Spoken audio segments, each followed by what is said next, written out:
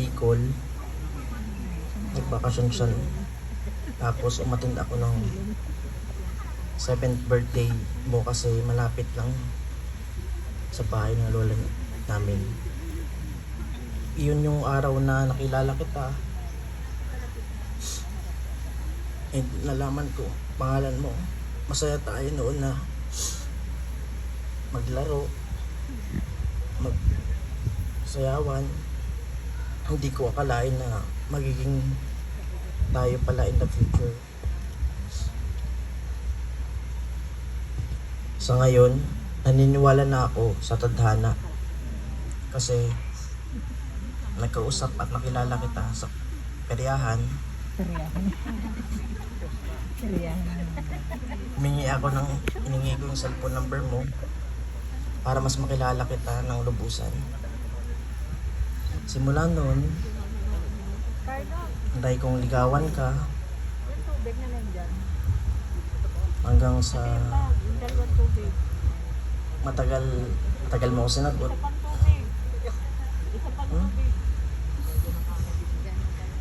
At yung first kiss natin yung hindi ko makakalimutan doon sa simbahan ng Bicol. Hindi ako makatulog noon. Halos araw-araw kong naiisip na ang sarap palang umalik kapag mahal mo talaga yung tao.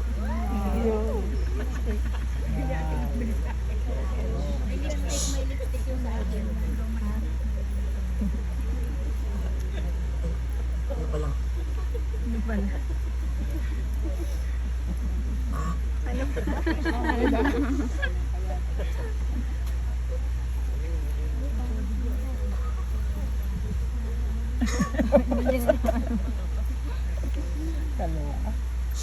Maraming salamat sa lahat ng suporta mo binibigay sa akin dahil kahit since na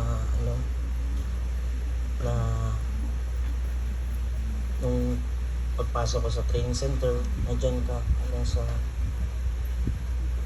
nasayin ako ng malayo. Thank you dahil nandyan ka pa rin para sa akin. Maraming salamat sa suporta mo. And as I promise to you, I will be honest, faithful, and God-fearing. I will love you and our baby for the rest of our life.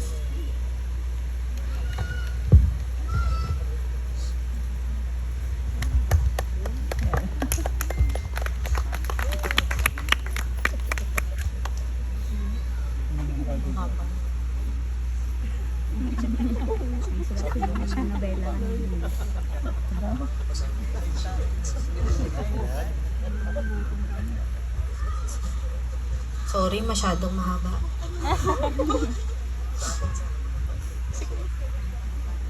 Liang ko na lang. Summary ko.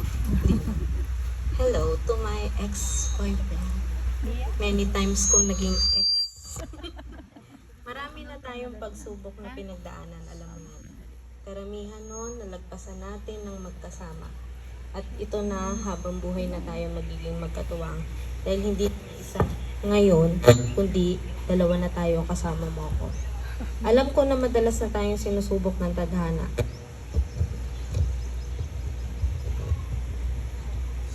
Nagkahiwalay, nagtagpo, nagkahiwalay, nagtagpo.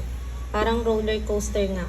Pero sa mahabang panahon na yon, simula mga bata pa tayo, tayong dalawa lang ang nagkakaintindihan. Sa simpleng hi, hello at kamustahan, nagkakaintindihan na tayo. Siguro nga, destiny nga yun.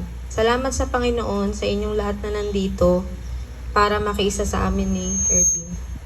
Akala ko talaga, nung una, hindi na tayo ulit magtatagpo. Pero ito, nasa harapan na kita ngayon. Hindi pa nag-iinip. Saan nga ba tayo nag-umpisa? Kung sa'yo, sa birthday ko, ako sa perya yun. Kasi, kwento ko lang ng konti. Ang sabi niya kasi, bata pa nga lang daw kami. Nakikita niya ako. Pero una ko talaga siya nakita dun sa peryahan. Dun sa color game. Nakailang hingi nga ako ng piso nun eh.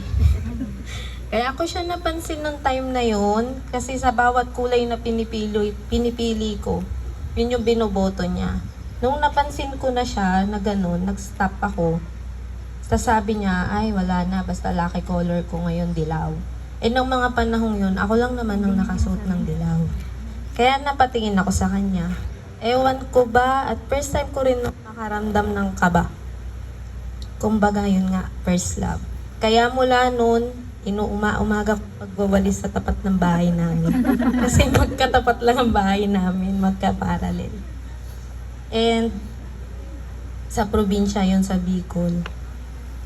Ngayon, dahil dun sa color game na yun, eto na, ikaw na yung nagbibigay kulay ng buhay ko. At iba't ibang kulay, iba't ibang kahulugan. May positive, may negative, pagsubok nga, sabi mo. Marami na tayong pang magandang ibabahagi na kwento. Marami pa yun, pero syempre, mahaba na masyado, secret na.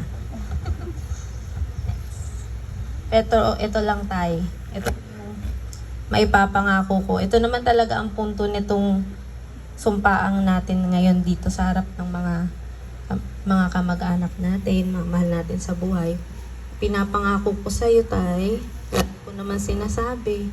Alam mo yan, di ba? Na nandito lang ako sa tabi mo. Lagi, hanggang dulo niya. Tandaan mo yan. Magiging mabuti sa ina sa ating mga anak. At higit sa lahat, magiging ilaw ng iyong tahanan. Mula noon naman talaga, hanggang ngayon, hanggang dulo, ikaw at I love you.